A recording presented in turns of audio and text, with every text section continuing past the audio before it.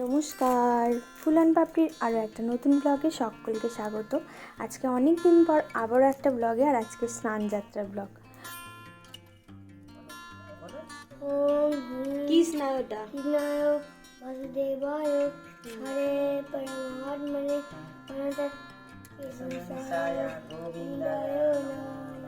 আবার 3বার বলতে হবে। এটা কালকে যে মোটরসাইকেল চেপে যায় গাড়ি হয়ে যায়। আবার বলো। কৃষ্ণায় বাসুদেবায় হরে পরমাত্মনে কৃষ্ণায় গোবিন্দায় নমো নমঃ। আরেকবার। কৃষ্ণায় আস্তে আস্তে। বাসুদেবায় হরে পরমাত্মনে কৃষ্ণায় গোবিন্দায় নমো নমঃ। হয়েছে, এবার গামছা দাও একটা।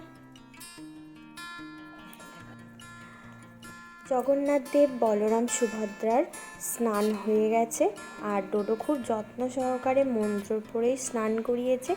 এবার ঠাকুরটাকে ভালো করে মুছিয়ে এবার ঠাকুরের সিংহাসনে রেখে দেওয়া হবে।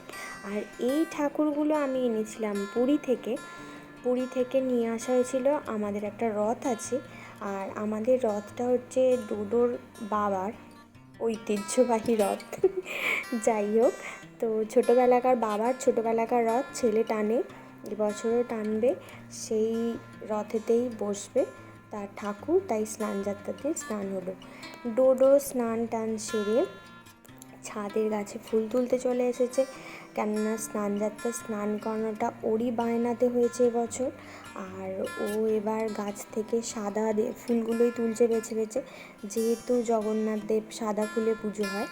তো নয়নতারা ছাদে অনেক ফুল ফুটেছে, তো সেখান থেকে ডোডো বেছে বেছে সাদা ফুলগুলো তুলে নিচ্ছে ঠাকুরকে পুজো করবে বলে।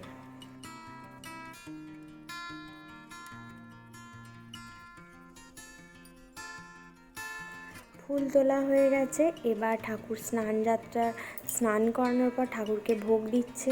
আজকে সমস্ত পুজো ডোডোই করেছে, আর ডোডোর বাবা ডোডোকে আজকে একটা মিষ্টি এনে দিয়েছিল, যেটা ও তুলসী পাতা দিয়ে ঠাকুরকে ভোগ নিবেদন করছে।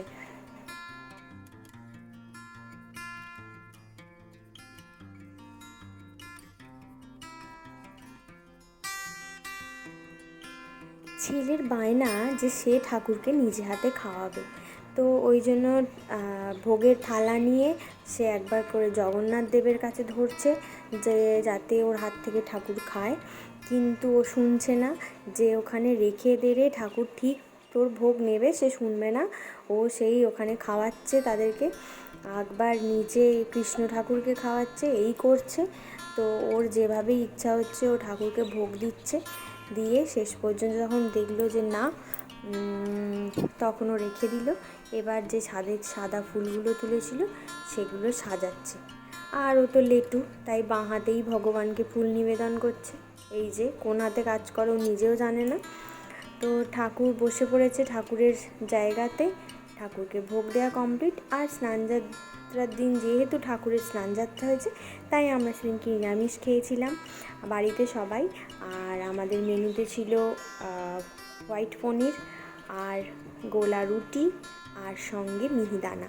তো আজকের ব্লগটা এখানেই শেষ করছি, দেখা হবে আবার নতুন কোনো ব্লগে। আজকের মতো টাটা। আর ব্লগটা ভালো লাগলে অবশ্যই আমার চ্যানেলটাকে সাবস্ক্রাইব করবে আর একটা লাইক করে দেবে। আর অবশ্যই এই গোলা রুটির সাথে এই পনিরটা বানিয়ে খেয়ে দেখো, দারুণ সুন্দর খেতে লাগে, কম্বিনেশনটা অসাধারণ। টাটা।